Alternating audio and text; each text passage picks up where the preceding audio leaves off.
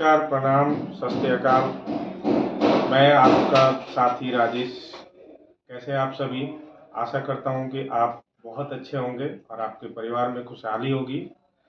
आज हम एक ऐसे टॉपिक पे बात करने आए हैं जो कि आज सभी छात्रों के लिए एक भविष्य की बात बन गई है और ऐसा मुद्दा है कि हम ना उठाए, अगर हम लोग आज इस पे नहीं उठे तो जीवन भर रोना पड़ेगा। ये याद रख लीजिए कि जीवन भर हमें रोना पड़ेगा, क्योंकि आपको जैसे पता होगा कि हाल ही में बीपीएससी द्वारा प्राइमरी से लेकर के और 12th तक के एग्जामिनेशन कराई गई और ये एग्जामिनेशन 1,80,000 सीटों के लगभग है।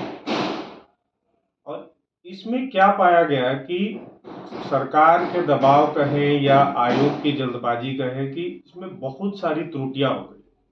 जैसे कि आप सभी जानते होंगे कि स्पेशली पीआरटी की बात करूं, प्राइमरी टीचर, इसमें बहुत ज़्यादा गलतियां हुई है। कुछ लोग इसे धांधली का नाम दे रहे हैं, बट मैं धांधली का नाम नहीं दूंगा। लैंड जॉब फॉर मनी भी कुछ लोग कह रहे हैं, बट मैं ये चीज़ें नहीं कहूँगा। बट आयोग से मेरी एक गुजारिश है और मुझे लगता है कि आप सबको ये कहना चाहिए। ये अगर मांग हमने नहीं रखा तो हो सकता है कि हम ही नहीं, हमारे आने वाली पीढ़ियों को भी ये सजा भुगतनी पड़े। कि हो क्या रहा है कि जैसे आप सभी को पता है कि बीपीएससी ट्री में 80,000 लगभग सीटें थी, उसके एवज में हमें कितनी रिजल्ट मिली? 72,000। और 72,000 भी प्रमाणिक नहीं। जी, एक बार फिर सुनिए कि प्रमाणिक नहीं है। ये कैसे नहीं है कि बीपीएससी ने जब एग्जाम कंडक्ट करने के लिए नोटिफिकेशन निकाला, तो नोटिफिकेशन आप लोगों ने पढ़ा होगा कि उसमें क्राइटेरिया रखा गया था। एक तो डोमिसाइल लागू था, दूसरा था कि जो सीटेट बीटेट पास होंगे वही फॉर्म भर सकते हैं, और बाद में इसे समय समय पे मॉडिफाई किया गया। क्या किया गया, पहले इसको समझना जरूरी है, उसके बाद ही हम अपनी मांगों को सही वे में उठा सकते हैं। पहला चेंजेस किया गया कि डोमिसाइल हटा दिया गया। उसके बाद अपेयरिंग छात्रों को मौका दे दिया गया जो जुलाई अगस्त में जो सीटेट कर रहे हैं। अच्छा, उसके अलावा आयोग ने क्या कहा, आपको ये समझना होगा कि जब अपेयरिंग को अलाउ किया गया था तब ये कहा गया था कि डीवी से पहले डॉक्यूमेंट उनको सबमिट करना होगा, नहीं तो बाहर हो जाएंगे। तो जैसे 9, 10th, 11th, 12th में पहले डीवी कराया गया, तो वैसे पीआरटी में क्यों नहीं कराया? मेरा सवाल आयोग से है सीधा कि पीआरटी में ऐसा क्यों नहीं कराया? चलिए, बहुत ज़्यादा कैंडिडेट थे, हो सकता है आपने नहीं कराया, बट रिजल्ट देने की इतनी जल्दी क्या थी? ये सभी साथियों से आपसे आग्रह है कि आप अपने मन में सोचिए कि बिना वेरीफाई किए कि जो बच्चा सीटेट अपेयरिंग है, आप सभी को पता होगा बिहार में 6 से 8% रिजल्ट हुआ है, ओवरऑल इंडिया के लिए तो 20% के आसपास रिजल्ट हुआ है। और अपेयरिंग कैंडिडेट कितने थे ये आपको जान के ताज्जुब हुआ कि लगभग 2 लाख कैंडिडेट थे।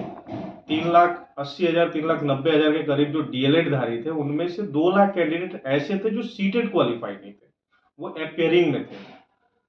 पर क्या आयोग ने ये जानने की कोशिश की कि कितने बच्चे जो जिनका हम रिजल्ट जारी कर रहे हैं वो सीटेट पास है या नहीं है?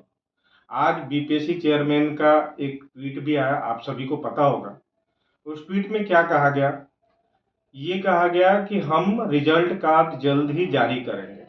बहुत अच्छी बात है, मैं उनको लिए तालियां बजाना चाहूंगा, अप्रिशिएट करूंगा कि बहुत अच्छा कदम है। पर मेरा एक प्रश्न है, उनका मैंने आज एक इंटरव्यू भी देखा, उसमें उन्होंने जितनी भी बातें की, आप उस इंटरव्यू को ध्यान से सुनिएगा तो आपको पता चलेगा कि जितनी बातें की उन्होंने सब्जेक्ट वाइज बात की। तो इसका सेंस क्या जाता है कि वो 9, 10th, 11th, 12th की बात कर रहे थे, ना कि पीआरटी। पीआरटी के मुद्दे पे आना ही नहीं चाह रहे थे।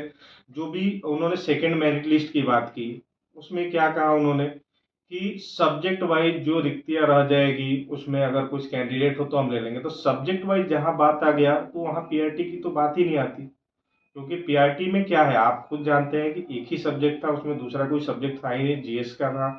इसके अलावा पीआरटी में कोई चीज होता भी नहीं है। तो आपको गहन चिंतन करना होगा और इसके लिए अपनी आवाज उठानी होगी, नहीं तो हमें ये पछताना पड़ेगा कि आने वाली भर्तियों में भी ऐसी भी गलतियां होंगी, ऐसी त्रुटियां होती रहेंगी।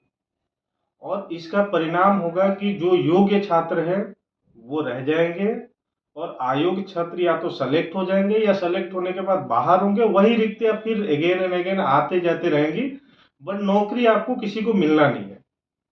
इसके लिए आयोग से 2-3 मेरे मांग है और मैं चाहता हूं कि आप सभी ये उठाएं। वो मांगे क्या है ये आप ध्यान से सुनिए।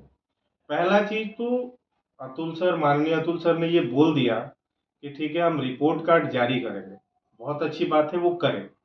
दूसरी चीज हमारी मांग ये है कि वो लिस्ट भी जारी किया जाए जिसमें ये बताया जाए कि डॉक्यूमेंट वेरिफिकेशन जो अभी चल रहा है उसमें कितने छात्र बाहर हुए और उनकी रिक्ति कितनी बची और उस पर क्या करेंगे, आगे स्टेप क्या ले रहे हैं। दूसरी चीज ये है कि अगर सेकंड मेरिट लिस्ट की हम बात कर रहे हैं तो यहाँ पे आपको एक चीज सोचना होगा कि सेकंड मेरिट लिस्ट की मांग सही है, लेकिन कैसे, सवाल ये है। क्योंकि सेकंड मेरिट लिस्ट आप मांगेंगे, आयोग सेकंड मेरिट लिस्ट देगी, ठीक है, सरकार भी हो सकता है कि पहल करे कि नहीं दीजिए, बट उसमें क्या होगा आपने सोचा है कभी? जो पहले मेरिट लिस्ट में प्रॉब्लम हुआ, क्या आपको नहीं लगता कि वही चीज सेकंड मेरिट लिस्ट में भी हो सकता है? क्या उसके बाद वो थर्ड देंगे? नहीं, ये भूल जाइए, वो प्रैक्टिकली संभव नहीं है, वो नहीं करेंगे। तो हमारी मांग ये रहेगी कि आप सेकंड मेरिट लिस्ट जारी करने से पहले जो भी कैंडिडेट हैं उनसे उनका सीटेट पास, जो अपेयरिंग थे कि सीटेट पास किए या नहीं, इसका डॉक्यूमेंट अपलोड कराया जाए साइट पे। अगर वो पास है वहीं से वेरीफाई किया जाए, पास और फेल का वेरीफाई कर लिया जाए। वेरिफिकेशन